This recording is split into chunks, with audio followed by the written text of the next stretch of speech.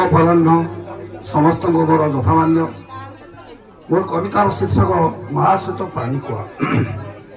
ପିଲାଙ୍କ ଦୁଷ୍ଟାମି ବାଲ୍ୟ ଚପଳାମି ଭାଇ କେତେ ଅଭିଯୋଗ, ଗୁରୁଜନ କାନେ କଥା ନ ଯିବାକୁ ଠିଆ ସିଏ ହୋଇ ଆଗ, ହୋଇବାକୁ ତାଙ୍କୁ ସାହା ଛାତି ପାତି ସହି ବ୍ୟସ୍ତ ହୁଏ ନାହିଁ, ସମ୍ଭାଳେ ବିସ୍ତାରୀ କାୟା ମହାଶ୍ଵେତ ପାଣି କୁଆ।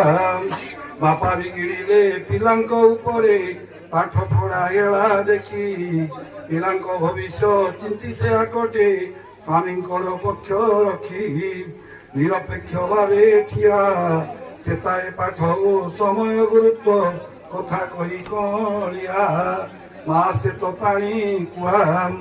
ପିଲାଙ୍କ ଅଭାବ ଆବଶ୍ୟକ କଥା ବାପାଙ୍କର ରୋଜଗାର, ଘର ଚଳାଇବା ସଂସାର ଜଞ୍ଜାଳ ସବୁକୁ କରି ବିଚାର, ପକାଇ ନିଜର ଛାୟା ଏପଟରୁ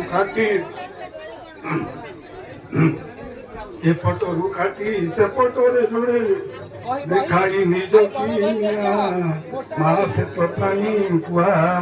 ଯୌବନ ମଦରେ ଡେଇଁଲେ ଦମରେ ଆଗ ପଛ ନ ବିଚାରି, ଗୋଡ଼ ଖସିଯିବ ଡର ରଖି ମନେ ପରିବାର ହୁଏ ଗାରି, ବିକଳେ ହୋଇ ଛାନିଆ ପିଠି ଥାପୁଡ଼ାଇ ବୁଝାଏ ସନ୍ତାନେ ଯୌବନଟା ଖସଳିଆ ମହାଶ୍ଵେତ ପାଣି କୁଆ।